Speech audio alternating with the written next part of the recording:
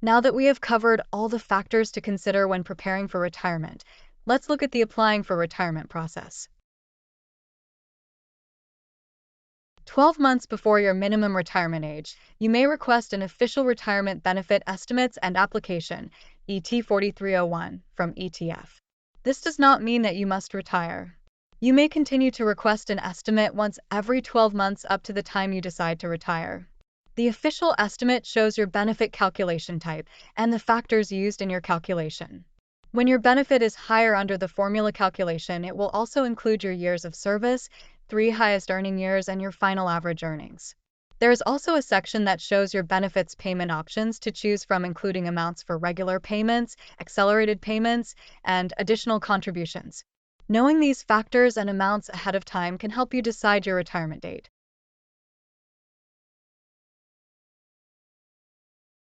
"12 months before you decide to retire, request an official retirement benefit estimates and application, ET 4301.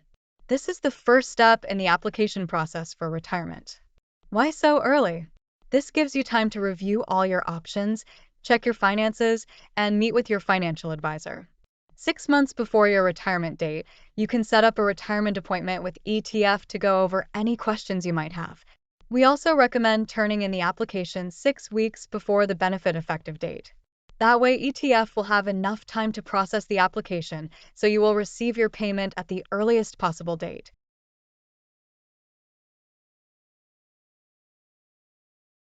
When you receive your estimate and application, you will have a choice of annuity options, unless your account is too small for a monthly benefit. You may receive either a monthly annuity payment or a one-time lump sum payment, depending on the amount of your annuity. If your monthly annuity payment is at or less than the minimum dollar amount, which is adjusted annually by IRS rules, you are restricted to a lump sum payment. If your monthly annuity payment is at or over the maximum dollar amount, a lump sum payment is not available, and you will receive an annuity. If your annuity is between the minimum and maximum dollar amounts, you may choose between a lump sum payment or a monthly annuity option. An annuity is paid for your lifetime, no matter what. The annuity option you select determines the payment amount and whether death benefits will be payable.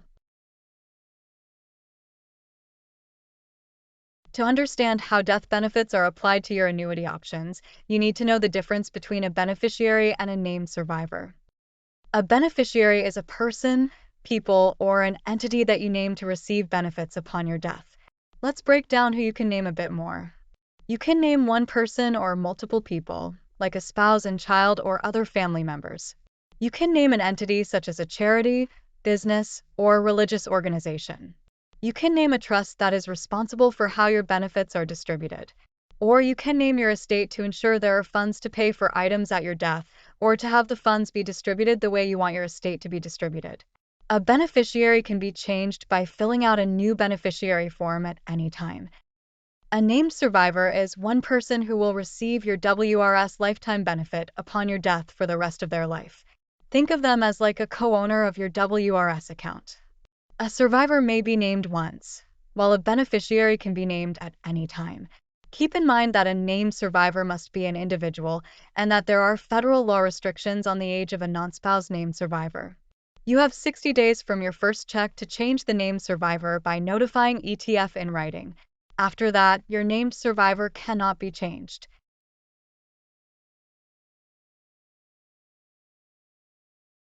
Another important task you need to keep in mind is that you must update your beneficiary designation if your circumstance changes, such as getting married, having children, a death in the family, divorce, or other such events.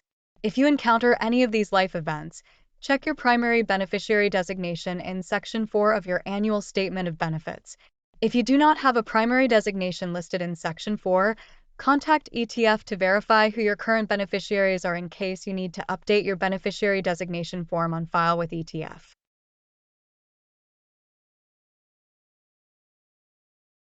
There are a few more things to understand about beneficiaries. They are not paid according to your will, but paid according to your most recent beneficiary designation form on file with ETF. If you need a new form, you can find it on our website at etf.wi.gov/publications. You must complete and return the beneficiary designation form to ETF, not to your employer. If you don't have a beneficiary designation on file with ETF, then your death benefit is paid according to standard sequence.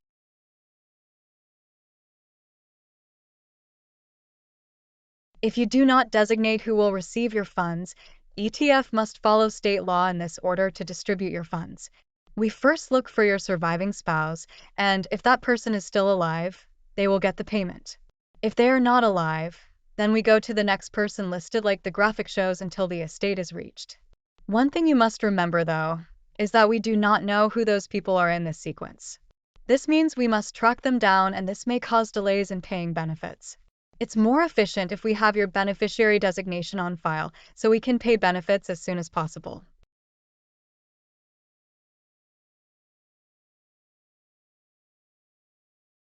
Let's take a closer look at each type of annuity option and how they work. First, we'll look at life annuity options.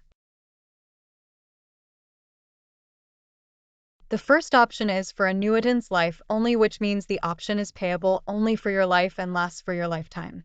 Since it is for the annuitant's life only, the monthly payment will end when you pass away. There is no death benefit payable to any beneficiary.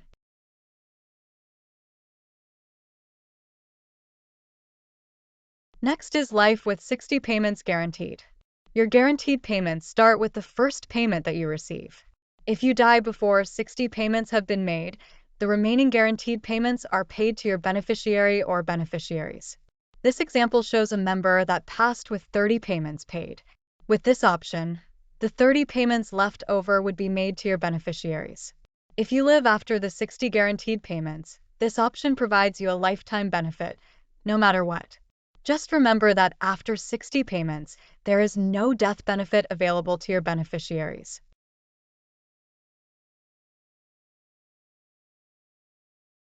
The third life annuity option is life with 180 payments guaranteed. Your guaranteed payments start with the first payment that you receive. If you die before 180 payments have been made, the remaining guaranteed payments are paid to your beneficiary or beneficiaries. This example shows a member that passed with 100 payments paid. With this option, the 80 payments left over would be made to your beneficiaries. If you live after the 180 payments guaranteed, this option provides you a lifetime benefit, no matter what. Just remember that after 180 payments, there is no death benefit available to your beneficiaries.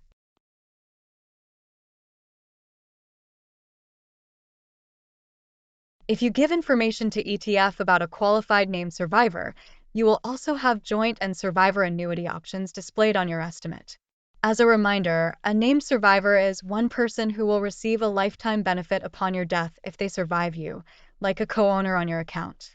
The joint and survivor annuity option is also payable to you for your life. The first option is 75% continued to your named survivor. When you die, your named survivor will receive 75% of your monthly payment for the rest of their life. If your named survivor dies before you, all payments stop upon your death. If your named survivor dies within the first 5 years of you receiving your annuity automatically increases to the higher for annuitant's life-only amount. You may not choose this option if your non-spouse named survivor is more than 19 years younger than you. 100% continued to your named survivor. When you die, your named survivor will receive the same monthly payment that you did for the rest of their life. If your named survivor dies before you, all payments stop upon your death. If your named survivor dies within the first 5 years of you receiving your annuity automatically increases to the higher for annuitant's life-only amount. You may not choose this option if your non-spouse named survivor is more than 10 years younger than you.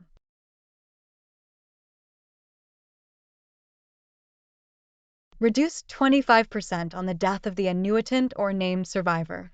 When you or your named survivor dies, the benefit will be reduced by 25%. This means you as the member could have your payment reduced permanently.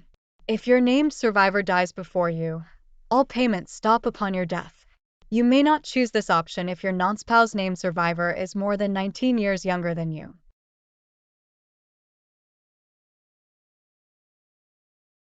100% continued to the named survivor with 180 payments guaranteed. Your guaranteed payments start with the first payment that you receive. When you die, your named survivor will receive the same monthly payment that you did for the rest of their life. If both you and your named survivor die before 180 payments have been made, the remaining guaranteed payments are paid to your beneficiary or beneficiaries. This example shows a scenario where the member and named survivor passed with 100 payments paid. With this option, the 80 payments left over would be made to your beneficiaries. If you or your named survivor live after the 180 payments guaranteed, this option provides you a lifetime benefit, no matter what. Just remember that after 180 payments, there is no death benefit available to your beneficiaries. You may not choose this option if your non-spouse named survivor is more than 10 years younger than you.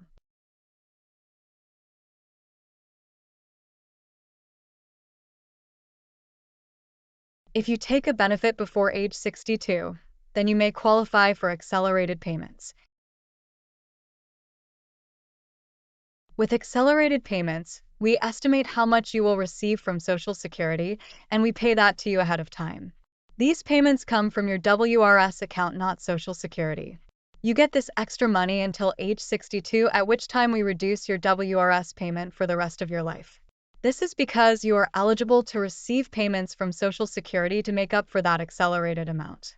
If you select accelerated payments and don't apply for your Social Security benefit to begin at 62, your WRS payment will still be reduced.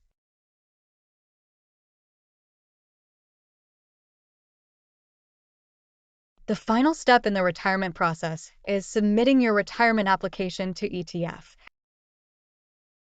6 weeks before your retirement date, we recommend submitting your form to ETF. Before submitting, don't forget to sign and date the form and make a copy of your application for your records. You may choose one of 3 ways to submit your retirement application to ETF. Do not send it to your employer. First, you can fax your application to 608-267-4549, or mail your application to ETF at P.O. Box 7931, Madison, Wisconsin 53707 7931. Or drop it off in person at our Madison office at the Hill Farm State Office Building, located at 4822 Madison Yards Way, Madison, Wisconsin 53705.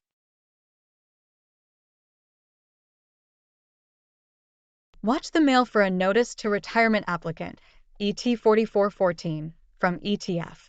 This notice is proof that your application has been received. Read the notice carefully and review it for accuracy. Double-check your contact information, tax withholding, annuity option, and named survivor, if applicable.